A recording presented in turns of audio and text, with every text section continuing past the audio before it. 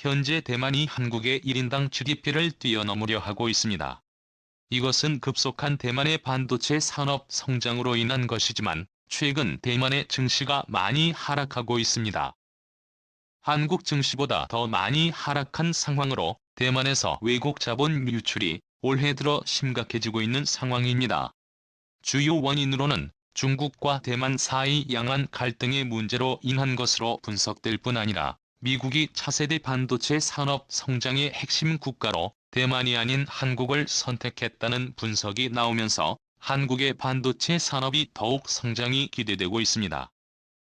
대만이 미국의 선택을 받지 못할 가능성이 높은 이유는 대만은 미국과 정식 수교가 되어 있지 않을 뿐 아니라 대만은 중국과 경제 교류가 매우 활발하고 무력 충돌을 앞두고 있는 상황 속에서도 민간인들은 서로 여객기로 왕래가 가능할 뿐 아니라 어느까지 동의를 해서 중국의 첩자가 대만 반도체 산업 곳곳에 있을 것이라는 우려가 나오기 때문에 중국과 완전히 언어가 다르고 중국과 왕래가 적은 한국의 미국 대형 자본의 집중적 투자가 이루어질 가능성이 높아지고 있습니다. 대만, 중국이 서로 무력 충돌을 앞둔 상황에서 양 지역에서 여전히 민항기가 오고 가는 상황은 황당한 일로 대만의 주요 국방시설 반도체 산업시설 등이 이미 중국에 세밀하게 노출되어 있다는 것을 의미해 대만의 안보 상황이 심각하다는 의견이 나옵니다. 특히 대만은 86년까지 국민당 일당 독재 체제로 여전히 친서방 세력인 민진당의 집권 기간을 그리 길지 않고 오히려 친중국 성향의 국민당 세력의 집권 기간이 오래된 상황으로 자칫 대만이 또다시 친중 세력이 집권을 하게 될 경우 대만의 반도체 산업이 송두리째 중국으로 넘어갈 수 있다는 리스크가 생기고 있습니다. 이러한 상황에서 미국이 대만이 아닌 한국과 반도체 동맹을 결성키로 하면서 동북아시아 안보와 경제 패권이 다시 짜여지고 있습니다.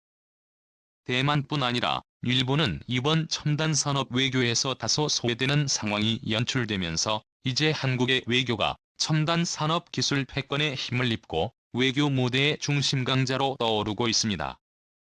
국제전략TV 미국 바이든 대통령이 일본보다 한국을 먼저 방문했습니다. 현재 미국은 반도체의 소형 원전을 중심으로 세계 패권을 다시 자리하고 있습니다. 더 이상 화석연료의 시대에 인력이 많이 필요한 제조업의 시대가 저물어가고 있습니다. 러시아와 중국은 실물 자산을 바탕으로 서방 세계를 위협하고 있으나 이제 그러한 20세기 전근대적인 실물 자산을 바탕으로 돌아가는 시대는 점점 마무리돼가고 있습니다. 이제는 제4차 산업혁명 정보화의 시대로서 이 기술적 단계가 진보하게 되면 인류의 생명 연장 그리고 슈퍼의 양자 컴퓨터의 개발을 통해 상대 국가의 핵무장 해제까지 가능해질 뿐 아니라 가상화폐 자산의 해킹까지 가능해져 사실상 정보통신 의사회 구현은 앞으로 세계 패권을 가르는 시대가 오고 있습니다. 마치 창과 칼날에 의존했던 전근대의 미개와 국가들과 총과 고속 증기선으로 무장한 서구 열강들이 초격차로 대립하던 시대와 흡사한 상황이 온 것입니다. 러시아는 이미 제4차 산업혁명의 시대를 역행하여 금석유 가스를 무기로 세계 패권에 도전하고 있고 중국 역시 인력이 많이 투입되는 제조업을 통해 세계 경제를 좌지우지하려 하고 있으나 중국은 이미 제4차 산업혁명의 물결을 인지하고 반도체 사업에 도전하고 나선 상황입니다. 이렇게 급박한 상황 속에서 미국은 한국과 손을 잡고 있습니다. 현재 세계 반도체 시장의 패권 강자는 다름 아닌 대만입니다. 그러나 대만은 중국과 완전하게 같은 언어를 구사하고 있어서 반도체 기술 유출이 언제라도 일어날 수 있는 사상 초유의 위기 상황입니다. 특히 중국은 올 가을 대만섬을 침공할 준비를 하고 있다는 분석이 여기저기서 나오고 있는 상황이며 대만의 반도체 산업을 점령해야만 중국이 제4차 산업혁명에 진입할 원천 기술을 확보할 수 있는 상황입니다. 이러한 상황에서 미국은 다급히 한국과 접촉 중입니다. 중국에 빼앗길 수 있는 반도체 산업을 수호하기 위해 긴급히 인도-태평양 경제 프레임워크 ITF라는 조직을 만들어 중국을 제외한 첨단 산업 공급망을 만들려 하는 상황입니다. 한국이 빠지게 되면 절대 안 되는 상황으로 거의 사상 최초로 미국 대통령의 아시아 순방에서 일본보다 한국을 먼저 찾는 상황이 온 것입니다. 이상 일본에서는 협력할 것이 없다는 분석이 나오는 것입니다. 그뿐 아니라 제4차 산업혁명의 핵심 기술 중 하나인 배터리 산업 역시 한국과 긴밀하게 협력을 바라고 있습니다.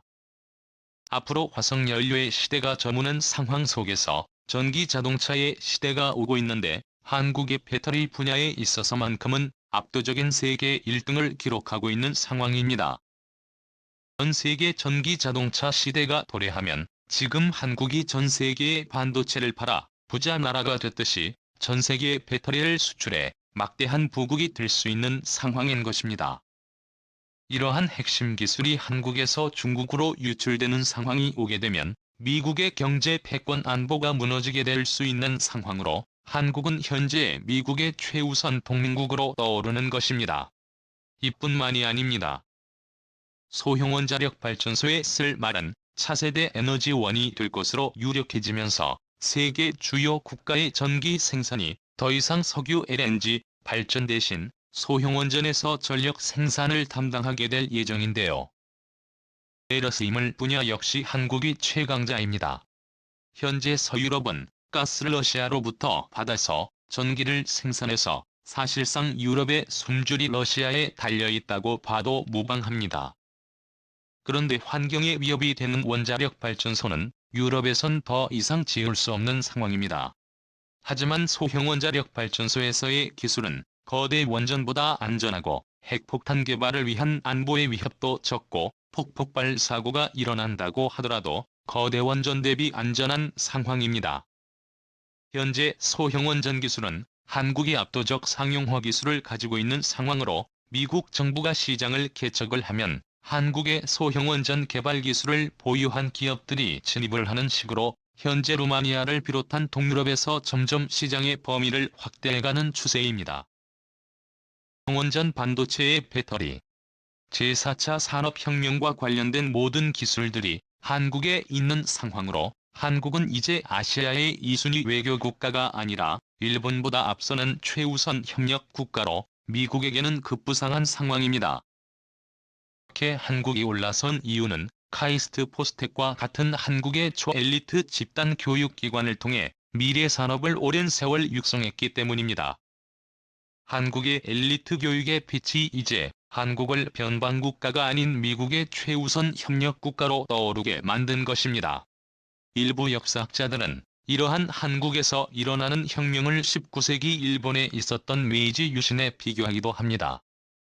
일본에서 일어난 증기기관 산업혁명이 80년대 2000년대 정보통신혁명을 통해 한국에서 일어난 메이지 유신과 흡사하다는 분석을 내놓고 있습니다.